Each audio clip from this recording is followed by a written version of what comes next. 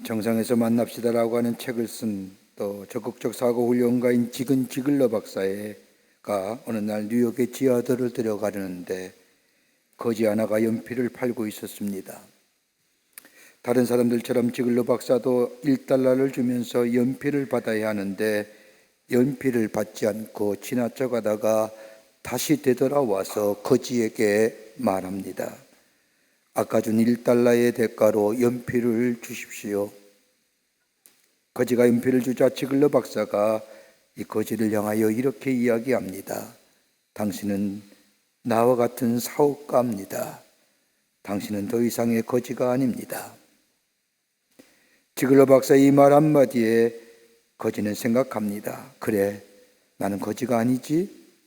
길거리에서 돈 1달러를 받고 연필 한 자루씩 파는 사업가야. 그 순간부터 그의 자화상이 달라졌을 뿐만 아니라 그런 어렵고 힘들 때마다 지글러 박사가 말 한마디 깊이 마음속에 담아두면서 그 말을 되새겼다고 합니다. 그래, 나는 거지가 아니야. 사업가야. 나는 사업가다. 연필을 파는 사업가다라고 되뇌이곤 했다고 합니다. 이렇게 생각에 큰 변화를 가져온 이 거지는 정말로 큰 사업가가 되었습니다. 그리고 훗날에 지글러 박사를 찾아가 다음과 같이 말하였다고 합니다. 당신의 말 한마디가 나를 변화시켰습니다. 다른 사람은 연필을 안 받은 채 돈 1달러만 주면 가그 때문에 난 늘 거지의 자화상을 가지고 있었지요. 그런데 당신은 연필을 받아가면서 당신은 나와 똑같은 사업가입니다.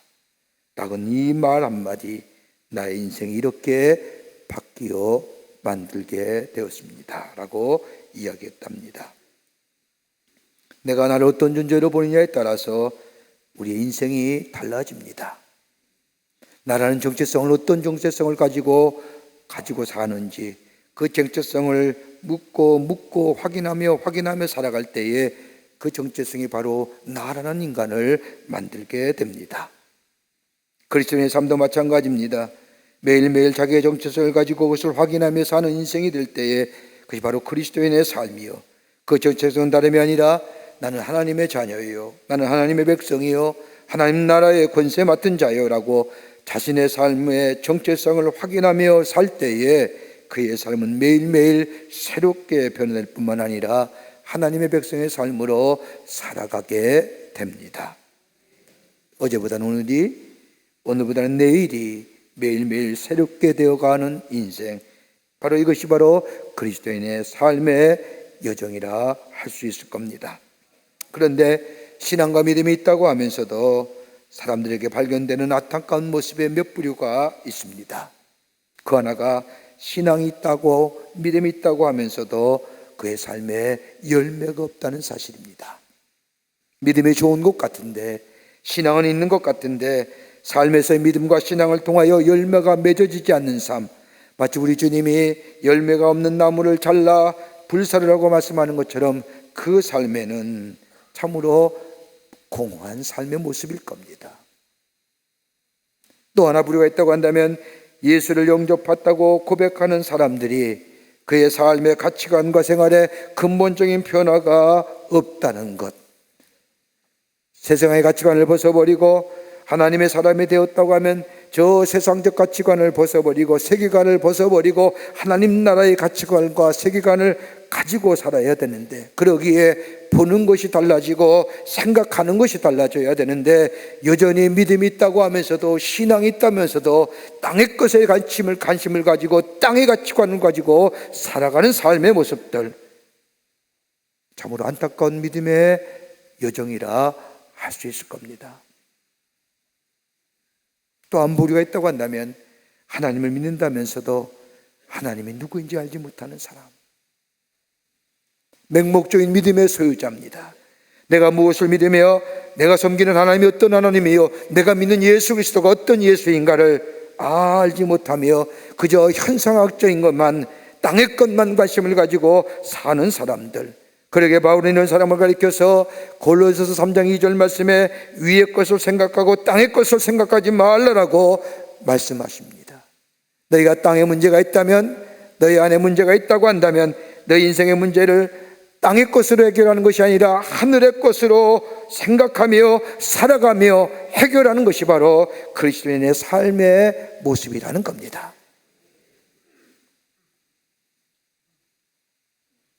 오늘 본문의 말씀은 바울이 전도여행을 하다가 헬라의 수도인 아덴이라는 도시에 도착하게 됩니다.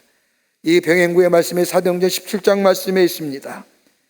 그 아덴에 도착한 바울, 저 파르테논 신전 밑에 아레보가라고 하는 광장이 있는데 거기는 소크라테스의 제자들과 아리스토텔레스의 제자들이 모여 저 신은 어떤 존재이냐, 신은 누구냐라고 논쟁하던 장소입니다. 저들 가운데는 공기가 신이요, 저들 가운데는 물이 신이요, 저들 가운데는 불이 신이라고 해줬던 저들 앞에 바울은 나타나 저들과 함께 이야기하며 자신이 믿는 하나님이 어떤 하나님인지, 자신이 만난 예수가 어떤 예수님인지 저들과 논쟁하며 저들을 전도하려고 합니다. 한참이나 자신이 믿었던 하나님, 자신이 섬겼던, 자신을 새롭게 했던 예수 그리스도, 그를 설명합니다. 바울의 생애를 보면 나름대로 헬라의 철학을 공부했던 사람입니다. 헬라의 철학만 아니라 나름대로의 히브리적 사고를 가지며 논리 정연한 신학적 바탕 속에 하나님이 누구인가, 예수가 어떤 분인가, 저 아래 보고 있는 당시의 나름대로의 철학자들에게 한참이나 설명합니다. 한참이나 하나님에 대하여, 예수 그리스도에 대하여 자신이 가졌던 지혜와 지식을 가지고 다 설명하고 이제 예수를 알고 하나님을 아는가 싶은데 마지막에 저들의 입에서 나오는 말은 네가 이제껏 얘기했던 하나님이 누구냐? 예수가 누구냐는 대우는 물음이 그들 가운데 바울에게 돌아옵니다. 창피하게 건들 수 없는 겁니다. 수치스럽습니다. 자신만만했던 바울, 그 누구보다도 하나님에 대해 많이 알고 있다고 자신했던 이 바울, 부활의 주님을 만난 경험도 하나님에 대한 아는 지식도 한순간에 비겁해 보입니다. 나약해집니다. 그리고 그 밤중에 바울은 아덴에서 고린도로 도망갑니다. 그리고 고린도전서 2장 3절의 말씀을 보면 고린도에 와서 복음을 전하면서 자신의 경험했던 아덴의 일들을 기억하며 내가 너희 가운데 거할 때에 약하며 두려워하며 심히 떨었노라. 복음 앞에서 두려움도 죽음도 불사했던 사람, 복음을 위해서 핍박을 받는다는 것 아무렇지 않게 생각했던 이 바울, 하나님의 나라의 복음, 하나님에 대하여 예수 그리스도를 당하여 자신의 나름대로 지혜와 지식을 가지고 철학적 방법으로 증명했던 이 바울, 그러나 실패하고 말았을 때에 자신은 비겁하고 나약한 존재가 되었다고 고백하면서 고린도전서 2장 2절의 말씀을 보면 내가 이제는 예수 그리스도와 그의 십자가에 못 박힌 것 외에는 아무것도 알지 아니하기로 내가 작정하노라. 십자가 외에는 생각하지 않는다는 겁니다. 십자가 외에는 전하지 않기로 결심했다는 겁니다. 그러면서 선교의 능력도 자신의 능력도 구원의 능력도 다 십자가에서 나온다고 고백합니다. 그리고 어떤 신학자는 저 담에색에서 예수님 만난 것이 바울의 1차 회심이란다면 이것이 바로 바울의 2차 회심이라는 겁니다. 여러분, 그리스도인 누구일까요? 예수를 믿는다는 것이 무엇을 말하는 걸까요? 예수를 배우는 겁니까? 예수를 따르는 겁니까? 예수를 본받는 겁니까? 여러분, 예수를 따르고 예수를 배우고 예수를 본받는 것도 중요하지만 참된 그리스도인의 삶은 다름이 아니라 신비로운 체험을 가진 사람들, 이 시크릿, 비밀스러운 체험들, 하나님과 나만이 갖는 체험들, 신비로운 체험과 함께 살아가는 사람이 바로 그리스도인이요, 이 신비로운 체험이 다름이 아니라 십자가의 체험을 가지고 사는 인생. 여러분, 어떤 체험일까요?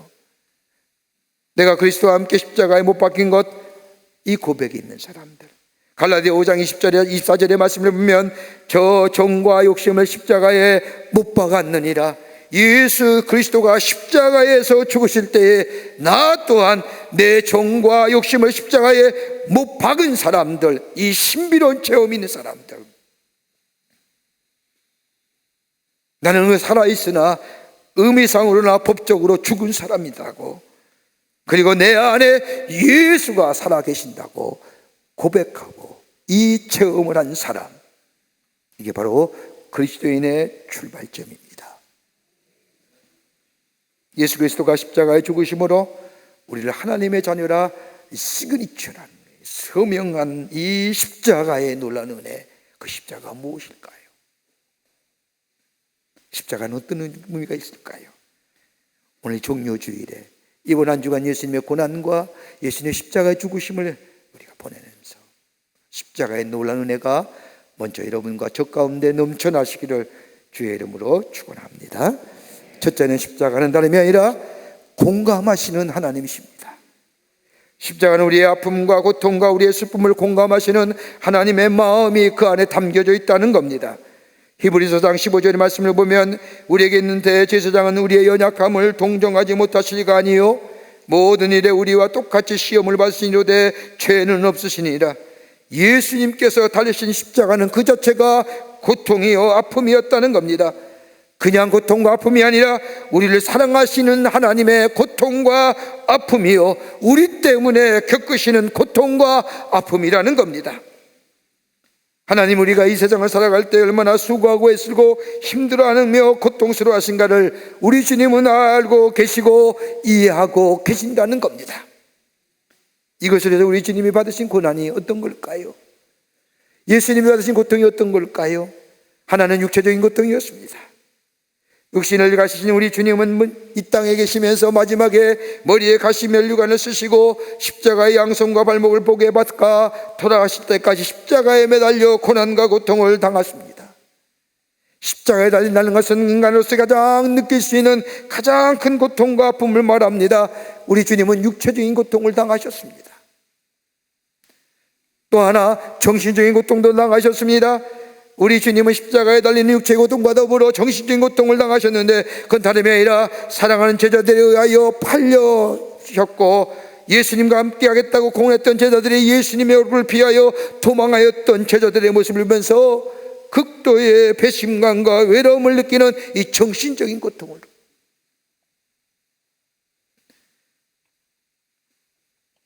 그뿐 아니라 십자가에 달려 돌아가실 때에 수많은 사람들의 손가락질, 군중들의 외침들, 여러분 그들이 어떤 사람입니까? 예수님이 갈릴리 호수를 지나갈 때마다 수많은 사람이 따라다니며 하나님 나라의 복음을 전했던 사람입니다. 저들의 병과 아픔을 고쳐주었습니다. 저들이 배고플 때에 먹을 것으로 채워주었습니다. 바다를 잔잔케 하고 풍랑을 잔잔케 하시어 저들을 안전으로 인도했습니다. 그랬던 사람들이 그때에는 예수를 향하여 저가 우리의 메시아여, 저가 우리의 구원의 주여, 하나님의 아들이라고 외쳤던 저들이 예수님 십자가에 달려 돌아가시자 극도의 분노심을 가지고 십자가에 못 박아야 되느니라고 외쳤던 그 모습을 본 예수님의 마음에 저들의 조롱과 모욕과 멸시는 심한 정신적인 고통으로 다가왔을 겁니다. 그뿐일까요? 영적인 고통을 당하셨습니다. 우리 예수님의 고난과 고통, 십자가의 죽으심은 하나님과의 단절되는 외로운 영적인 고통이었습니다. 그러기에 우리 예수님의 십자가에 달려 돌아가시며 절규하시지 않습니까? 나의 하나님, 나의 하나님, 어찌하여 나를 버리셨나이까? 하나님으로부터 버림받은 이 영적인 고독과 단절로 인하여 고통과 아픔을 당하셨습니다. 여러분, 우리들의 삶 어떤가요? 고난을 당할 때에, 아픔을 당할 때에, 어려운 문제가 생길 때에 믿는 사람이랄지라도 하나님은 하늘에 계신 분이니까 내가 얼마나 아픈지 모르실 거야, 내 마음이 얼마나 부서져 내린지 모를 거야, 내 인생의 희망을 찾지 못하고 내가 어디로 갈지 알지 못하고 찾지 못할 때에 아마 하나님은 이 아픔을 아실까? 하나님은 나의 아픔과 고통에 대하여 아무런 느낌이나 감정이 없을 거야 라고 말하고 생각합니다. 그러나 그렇지 않습니다. 성경 이사야서 53장 4절과 5절의 말씀을 보면 그는 실로 우리의 질고를 지고 우리의 슬픔을 당하였거늘 우리는 생각하기를 그는 징벌을 받아 하나님께 맞으며 고난을 당한다 하였노라. 그가 찔림은 우리의 허물 때문이요 그의 상함은 우리의 죄악 때문이라. 그가 징계를 받음으로 우리는 화평화를 누리고 그가 채찍에 맞음으로 우리가 나음을 얻었도다. 우리 주님의 아픔과 우리의 주님의 질고와 우리 주님의 고난은 바로 나의 고통과 나의 아픔과 나의 질고라는 겁니다. 그러기에 내 아픔과 내 고통과 내 질고를 우리 주님은 아신다는 거예요. 이해하신다는 거예요.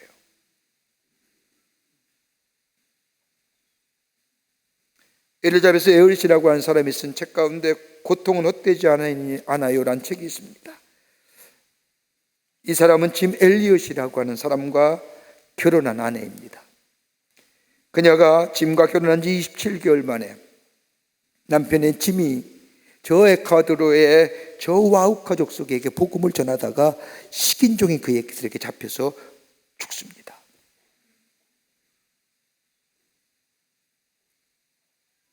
그리고 남편이 슬픔에 상심이 되어 그곳을 떠나 고향 뉴욕으로 돌아와서 있다가 10개월 된 아들 되고 다시 와우카 족속에 있는 저 에콰도르에 가 남편이 복음 전했던 그 장소에 가 하나님 나라의 복음을 전합니다. 무려 16년 동안이나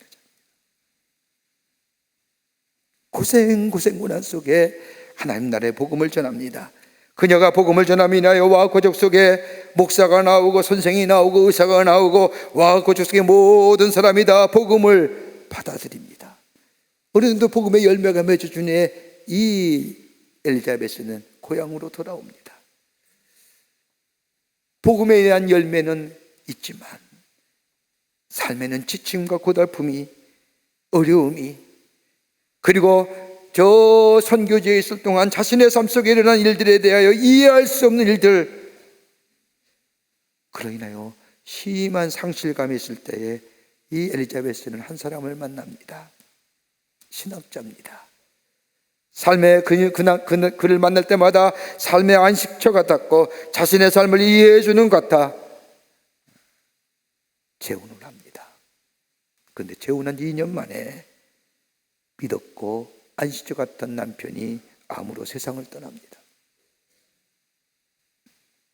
하나님에 대한 열정과 열심을 가지고 있었습니다. 그럼에도 불구하고 그의 삶에는 고통과 아픔의 연속이었습니다. 자신이 이해할 수 없는 자신의 고통, 자신의 아픔. 그녀는 고백합니다. 하나님 지금 행하시는 일 마음에 들지 않습니다. 이해할 수 없습니다. 그러나 받아들이겠습니다. 왜냐고요? 당신이 나를 믿으라고 했기에, 나와 함께 걷자고 했기에 일단 믿겠습니다. 그렇게 고백한 후에 깊게 기도하며 묵상하는 중에 십자가에서 독등하시는 주님을 통해 주님의 음성이 들려옵니다. 나도 너와 함께 고통을 당하였다. 깜짝 놀랍니다.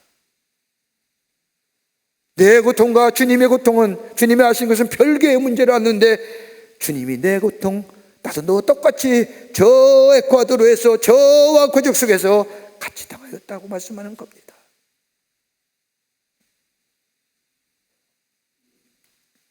그 음성이 들려온 후에 그녀는 고통을 수용하는 것을 넘어서서, 수용은요 아픔이지요, 수용은 쓰다림입니다.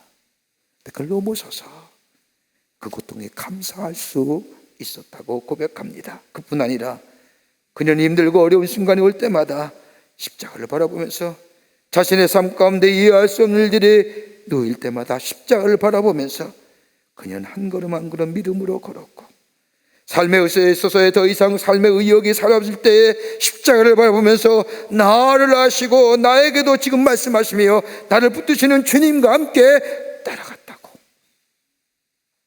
자신의 삶의 여정을 고백하는 것을 읽을 수가 있습니다. 여러분, 살아간다는 게 그렇게 쉬운 일은 아니지요. 살면 살수록 삶의 무게가 버거움을 느끼지 않습니까? 그러게 시편 95편의 모세의 고백처럼 인생의 삶은 수고와 슬픔밖에 없는 삶의 여정, 살아갈수록 인생의 짐이 무겁고 어렵고 힘이 겨운 우리들의 삶. 그런데 우리는 우리 혼자의 인생의 여정을 걸어가는 것이 아니라 오늘 우리 주님이 함께 하신다는 겁니다. 내가 너의 고통과 내 아픔과 내 슬픔을 안다는 겁니다. 우리 주님이 십자가에 당하신 고난과 고통 생각할 때마다 우리는 우리의 삶의 고난과 고통을 받아들일 수 있는 마음이 우리 가운데 있어지게 됩니다. 받아들인 것뿐만 아니라 그걸 넘어설 수 있는 능력이 우리 가운데 있게 됩니다. 이것을 가리켜 바울은 십자가의 능력이라고 얘기합니다. 그 십자가가 있으면 우리는 넉넉히 새롭게 길을 열어가시는 하나님의 놀라운 능력의 역사를 발견하며 그 길을 따라가는 하나님의 백성의 삶으로 살아가게 됩니다. 이 십자가의 능력을 경험했냐 이겁니다. 두 번째는 죄를 다루시는 하나님의 모습입니다. 하나님께서 죄를 어떻게 다루신가를 십자가를 통하여 우리 하나님이 보여주십니다. 여러분, 십자가는 가장 참혹한 형벌입니다. 사형의 도구였습니다. 그 가운데 가장 큰 죄인이라고 여겨지는 국가의 반역자와 도망갔다가 체포된 노예인들을 처형할 때 사용했던 것이 십자가의 처형입니다. 가혹하고도 비참한 형벌입니다. 그래서 로마의 사람들은 아무리 흉악한 죄를 지어들어도 로마인들에게는 십자가의 처형을 지울 수 없는 법을 만들 정도로 가장 가혹하고 비참한 형벌이 십자가입니다. 이 십자가 다름이 아니라 죄를 다루시는 하나님의 모습이라는 겁니다. 여러분, 우리는 죄에 대하여 쉽게 생각합니다. 왠지 아세요? 우리는 본질상 죄로 인하여 이미 타락한 존재이기에 죄에 대하여 쉽게 생각합니다. 죄 짓는 것이 얼마나 심각한지를 생각하지 못합니다. 죄의 결과가 얼마나 무서운지를 알지 못합니다. 죄를 생각할 때 제가 가지는 심판적 요소는 생각할지 모르지만은 죄가 얼마나 무서운지를 알지도 못하고 깨닫지도 못합니다. 그러기에 바울은 하나님을 떠난 인간을 향하여 죄가 얼마나 무서운지를 얘기합니다. 허물과 죄를 죽었다. 허물과 죄로 죽었기에 생각하는 것과 말하는 것과 행동하는 것이 다 본질상의 진노의 자녀이다. 여러분, 우리 안에 죄의 문제가 해결되지 아니하면요, 우리 안에 맺어진 열매는 다 죄의 열매요, 육체의 열매입니다. 그러기에 허물과 죄로 인하여 진노받을 수밖에 없는 우리의 존재, 진노에 합당한 우리의 삶, 이걸 가리켜서 뭐라고 얘기하면 명사형으로 죄인입니다. 그리고 죄의 결과는 반드시 사망이라고 말합니다. 죽음으로 끝나는 것이 아니라 죽음 후에 심판을 받고 영원한 형벌 가운데 들어가는 것이 죄의 무서움입니다. 여러분, 가장 대표적으로 잘 나타내는 말씀이 시편 51편의 다윗의 고백입니다. 회개이시지요? 다윗은 그 당시에 모든 왕들이 하는 일들을 다 했습니다. 남의 아내를 빼앗는 것, 남의 아내 신하를 취하여 아내를 취하는 것, 그 당시에 왕들이 하는 일반적인 일들입니다. 그런데 이것이 다윗에게 큰 죄가 되었은 다름이 아니라 다윗은 하나님의 뜻을 따르는 사람입니다. 하나님의 종입니다. 그런데 하나님의 뜻을 따르지 아니하고 하나님의 말씀을 거역하고 자신이 자신의 삶의 주인 되어 살게 됩니다. 이러할 때에 나단이라는 선지자가 다윗에게 찾아와서 그가 얼마나 잘못됐던 것을 지적하게 될 때에 다윗은 비로소 깨닫습니다. 죄가 죄인 줄 모르고 죄를 먹고 마시고 살았다는 사실. 그리고 지은 죄가 뭐예요? 지은 51편입니다. 51편은 회개의 시라고 말합니다. 이 회개의 시 안에는 죄가 내게 무엇을 빼앗아 갔는가를 분명히 말합니다. 하나는 뭡니까? 내 인생이 추해진다는 겁니다. 또 하나는 더러운 존재가 된다는 겁니다. 인생을 살아갈 때에 필요할 지혜를 잃어버릴 뿐만 아니라 내가 어디로 가야 할지 방향성을 놓치게 한다는 겁니다. 죄가 없어지거나 반감되는 것이 아니라 그대로 살아서 내 속에 남아있는 것이 죄라는 겁니다. 더 나아가 죄는 내 인생의 기쁨과 즐거움을 앗아가 버립니다. 자원하는 마음이 사라지고 구원의 즐거움을 잊어버리게 합니다. 성령을 거두어감으로 인하여 일마다 때마다 도우시는, 공급하시고 인도하시는 하나님의 귀한 역사를 받지 못하게 만듭니다. 사명을 잊어버려 공허한 삶을 살게 합니다. 하나님의 긍휼과 자비하심을 받을 수 없는 존재로 만들어줍니다. 그리고 예배할 수 있는 기쁨과 자격을 잊어버리게 합니다.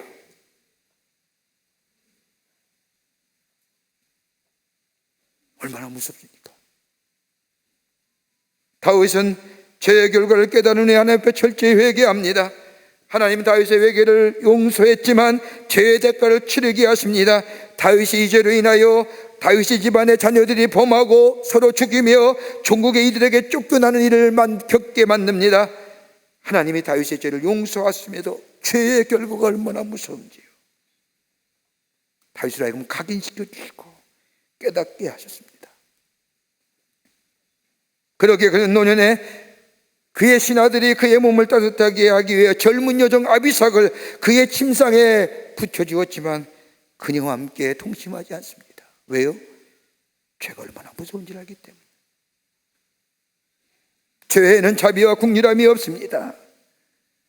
그래서 하나님은 자신의 아들 예수 그리스도에게 인간의 죄가 얹혀졌을 때에 하나님 뭐예요? 침묵하신 이유입니다. 왜요? 침묵하신 이유가 합니다. 죄가 얼마나 무서운지를. 그리고 십자가에서 대가를 치르게 하셨습니다. 그러기에 십자가를 바라볼 때마다 죄를 다루시는 하나님의 마음을 보게 됩니다. 그런데 바울은 예수 그리스도의 십자가로 인하여 우리의 죄가 용서받았다고 말합니다.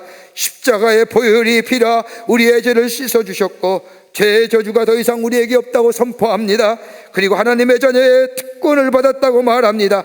죄에서 용서받은 자의 기쁨을 노래하고 선포합니다. 이게 뭐예요? 십자가의 지혜입니다. 일본의 여성병원 요이치 유사 교수가 연구진이 최근 발표한 커런티 바이올로지라고 하는 책자에서 달팽이에 대한 연구 논문을 발표했습니다. 2002년인가 2001년인가 그렇죠. 달팽이는 자기 몸에 기생충이 침범하면 스스로 목을 잘라버린답니다. 목이 잘라진 몸통 떨어져 나가 시간이 지나면 썩어 사라집니다. 근데 이상하죠? 남아있는 목은요 얼마나 시간이 지나면 그 안에 심장이 만들어지고 몸통이 만들어지고 새로운 생명으로 새롭게 탄생되더랍니다. 기생충이 들어온 몸통 잘라버린 거예요. 우리의 죄도 마찬가지지요. 우리 안에 죄는 단호하게 우리 안에서 잘라내야 됩니다. 그럴 때 우리 안에 뭐예요? 새로운 생명의 역사가 일어납니다. 이게 십자가예요. 이 죄의 무서움이 죄가 어떤 건가를 우리 주님이 십자가를 통해서 우리에게 보여주셨다는 겁니다. 죄는 악은 모든 모양이라도 버려야 합니다. 버린다는 게 avoid라고 얘기하는데 단어의 뜻은 피하다입니다. 피하다는 게 뭐예요? 더러워서 가까이 하자는 거예요. 끝으로 십자가는 구원의 길을 열어주십니다. 십자가는 죄인 우리에게 구원의 길을 열어주시는 하나님이십니다. 여러분 성경을 읽을 때마다 우리는 성경을 읽는 또 성경을 바라보는 시각이 여러 가지가 있죠. 그 가운데 가장 중요한 시각이 있다고 한다면 성경을 읽을 때 구속자적인 관점에서 바라보는 겁니다. 구약성서에 나타난 사건이나 인물은 다른 것이 아니라 사건과 인물은 죄로 인하여 멸망당할 수밖에 없는 저 사람들, 그럼에도 불구하고 하나님은 어떻게 구원함을 보여주셨는가? 근데 그 구원함의 마지막 완성은 어디예요? 예수 그리스도의 십자가로 이루어졌다는 것, 이 관점으로 바라보는 것을 가르쳐서 구속사적인 관점에서 성경을 바라본다는 겁니다.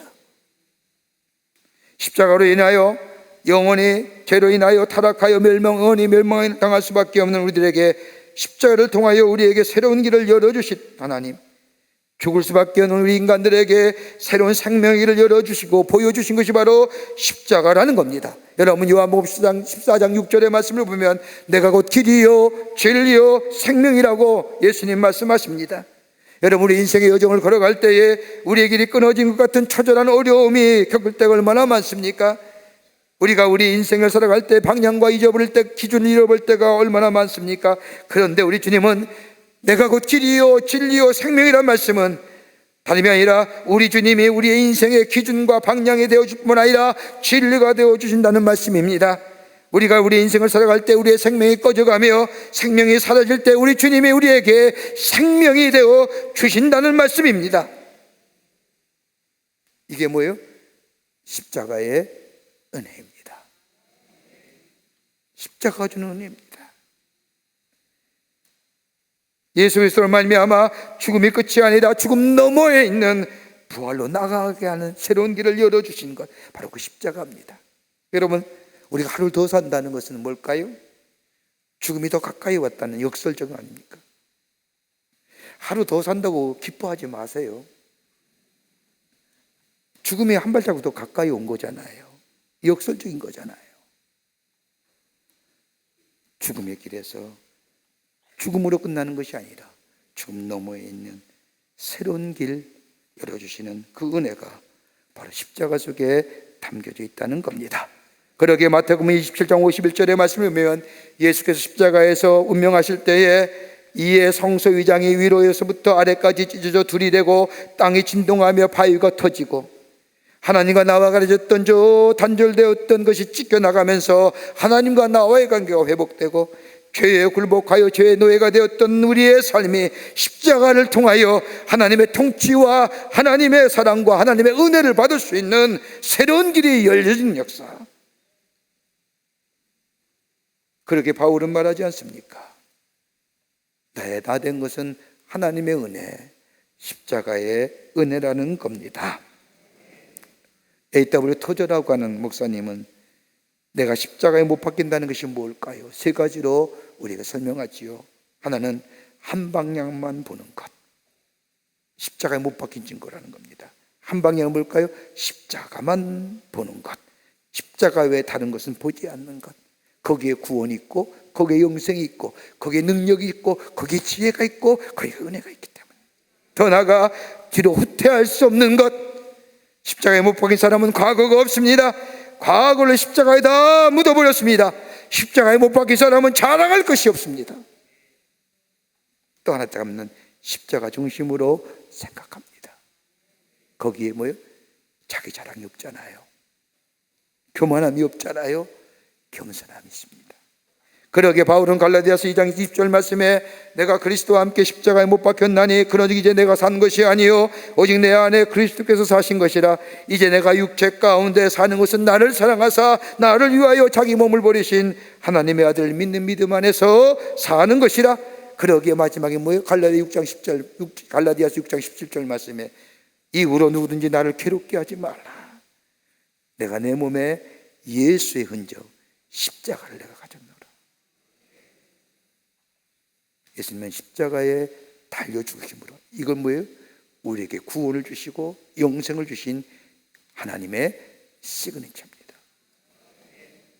십자가를 믿는 자마다, 십자가 앞에 나오는 자마다 십자가의 능력이, 십자가의 지혜가, 십자가의 은혜가 우리가 나한테 넘쳐 생명 있는 삶으로, 구원받은 감격으로 영원한 생명을 소유한 삶으로 매일매일 나를 새롭게 하시는 은혜가 우리 가운데 있어지게 될 줄 믿습니다.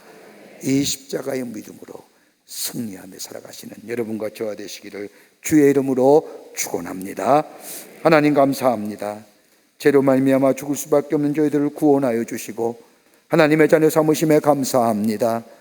예수 그리스도의 십자가의 놀라운 은혜, 능력, 십자가의 놀라운 사랑이 우리 안에 넘쳐나게 하여 주셔서 매일매일 새로워지는 하나님의 사람들 되게 하시고 매일매일 주의 은혜와 사랑 안에 강건한 역사를 경험하게 하시고 매일매일 새로운 생명의 역사를 경험하는, 그래서 하나님의 살아계심을 증거하는 삶으로 살아가는 저희들 되게 하여 주시옵소서.